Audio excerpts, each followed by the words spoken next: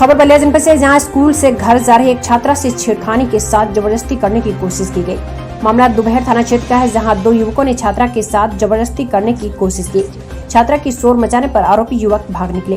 बताया जा रहा है कि छात्रा स्कूल से घर लौट रही थी कि उसी दौरान आरोपी युवकों ने उसका हाथ पकड़ लिया और आपत्तिजनक हरकत करने लगे, जिस पर पीड़िता ने शोर मचाया। पीड़िता की चीख पुकार सुनकर स्थानीय लोग मौके पर पहुंचे, लेकिन तब तक आरोपी भाग निकले।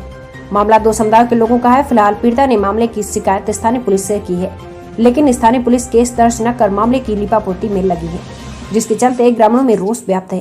पीड़ित छात्रा का कहना है कि दोनों लड़के कुछ समय पहले भी छेड़खानी किए थे, लेकिन मेरे पिताजी ने उनके घर जाकर उनको समझाया, लेकिन वह नहीं समझे और आज फिर मेरे साथ जबरदस्ती करने की कोशिश की।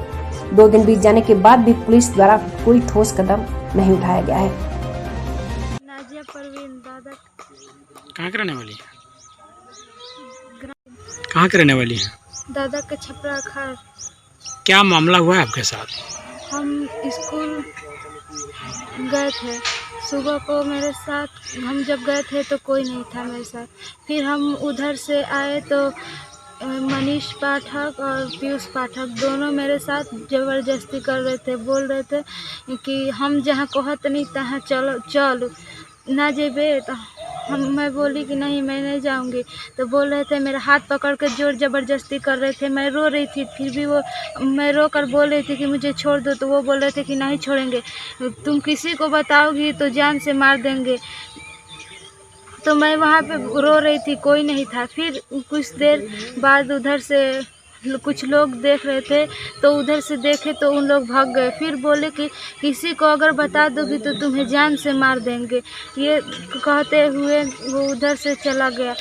बोल रहा था कि किसी को बताओगी तो तुम्हारे घर से उठा लाएंगे। तो क्या इस मामले की जानकारी आपने अपने घर वालों को बताई?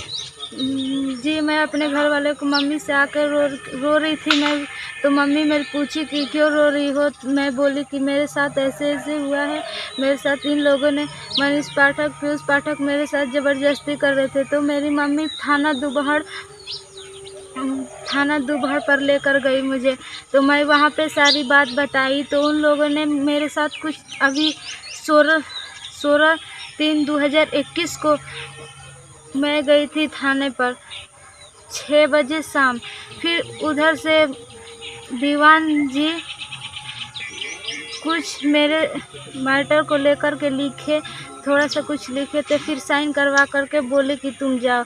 मैं वहाँ से चली आई। बोले थे कि जाओ तुम्हारा काम हो जाएगा। आज 18/3/2021 हो गए, अभी तक कोई सुनवाई नहीं। मैं इस बात को लेकर के कार्रवाई करना चाहती हूँ कि ताकि इन लोग फिर से ऐसा हरकत ना करें। मेरे पापा इस बात को लेकर के कुछ दिन पहले भी जोर ज़बरदस्ती किए थे। तो मेरे पापा उन लोग के घर पे जाके उनके पापा से बोले थे कि मेरे साथ क्यों ऐसे कर रहे हो, मेरी बेटी का ज़िंदगी ख़राब कर रहे हो तुम।